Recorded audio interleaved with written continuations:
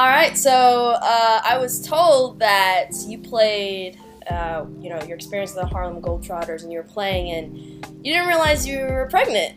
So how was that? Like when you found out, and it's kind of strange because usually you would know, and then it came as a surprise. It came as a surprise. So I played the entire tour, which was like for a little like 4 months. Mm-hmm.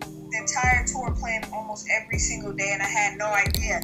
I was nauseous a lot, but I play around all guys, so I'm thinking I had a flu, a common cold. It never crossed my mind. Oh, maybe I'm pregnant. Maybe I should go get checked.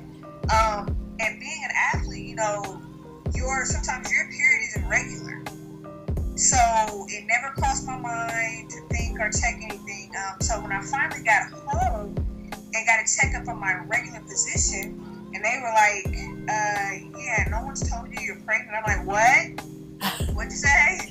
And they're like, yeah, you're pregnant. I'm like, really? And I didn't believe it until they hooked the sonogram machine up and showed me. Oh, wow. Yeah. So how far along were you when you went to go get checked? I was in my second trimester. I was almost 5 months. Oh, gosh. Yeah. And you know what was weird? The doctor actually said that they've had people get all the way through their 6th month and not even know. What? Yeah, and what was crazy, because I was playing every day, I hadn't gained any weight. Like, if I took off my shirt, like, you wouldn't have even known.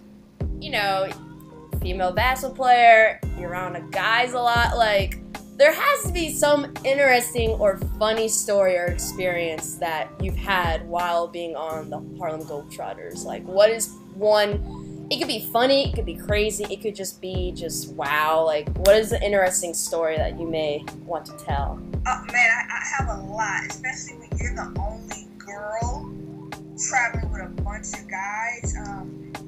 On the court, obviously, is something special, but off the court can be very strange at times. You go in the club. I used to hate going to clubs with them, because you go to clubs and you walk in with 11 guys that's over 6'2", and it's like they're all bodyguards, so you can forget trying to date somebody being out with them. Yeah, so it's cool. You see both ends of the spectrum. So how are you able to juggle, that plus your personal life? And I also see that you do a little bit of, I would say, some interviews for some events, correct? Yeah. So how are you able to just juggle all of those things? Because unfortunately, there's this double standard perception that, especially if a woman is having a kid, that, I don't know if they can balance all that stuff. But, I know a lot of people who can. So for you personally, how are you able to just balance it all and balance it in a healthy way? It's hard. I'm not gonna lie, it's so hard to balance everything.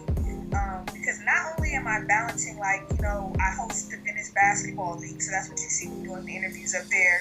I host that, not to mention that I still do modeling stuff, so I'm still doing athletic stuff, even though I'm pregnant. I'm still doing pregnancy campaigns right now. And I have my book that's coming out. You name it. I have a show that I'm working on right now, that we're preparing for in October. I have a movie that I'm preparing for. You add all of that, and then you add the fact that I have a significant other, and I have family still. So something's got to give at some point. So unfortunately, the truth of the matter, and I'm not gonna lie to you, you end up slightly neglecting something. Mm-hmm. Whether it be, sometimes it's Darius. I'm like, well, I can't see him as often as I would like to, or spend as much time with him. Yeah. On Sundays, maybe I should get home, but I have to go host the PBL league. Yeah. It gets tough, so I really just try to prioritize what's most important. And for me right now, the most important things are probably my book, my movie that I'm doing with Candice Parker, and a show that I'm working on. Okay, so let's talk a little bit more about I guess we'll start with the book. So what would this book entail? What is it that people are going to get from it when they read it? I hope that everybody walk away inspired and knowing that you don't have to believe what people say about you. Because growing up, I grew up in an open public school system, and you think public school system, you think it's not that bad, but in I had a teacher tell me that I wasn't gonna be shit. Like literally, they told me you're not gonna be shit, and not because I wasn't smart, but because they said that's what Oakland kids do. It don't matter if you guys are smart. It don't matter how talented you are. You guys end up not being shit. Like, and he said, look around you. You know, and at some point you start to look around you and you believe it.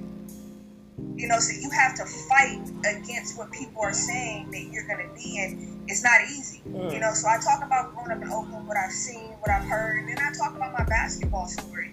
You know, I'm not your average, I'm 5'5". That's small in the basketball. I got to college at Cal State Northridge, a Division I school, and I quit. And I didn't play my entire undergraduate anymore. And I went back and played while getting my master's. And before I went back to play, people said, you can't do it. They're like, you set out for 5 years. People sit out for 1 year and never come back the same player. How are you going to sit out 5 years and think you're going to come back and do anything special? And you start to be like, okay, that's true, you know? And I had to dig deep inside and tell myself I don't have to be victim of what they're saying. They're not the author of my book, you know. So I really just try to inspire and let people know what got me through all those moments. And I really like to think that somewhere along the line I give some really great advice, almost like the 48 Laws of Power type of thing. You know, just along with my story. Okay, and then so with the movie that you're working with Candice Parker. What information can you give about what it's about or what it may deal with? It's called Leader of the Pack.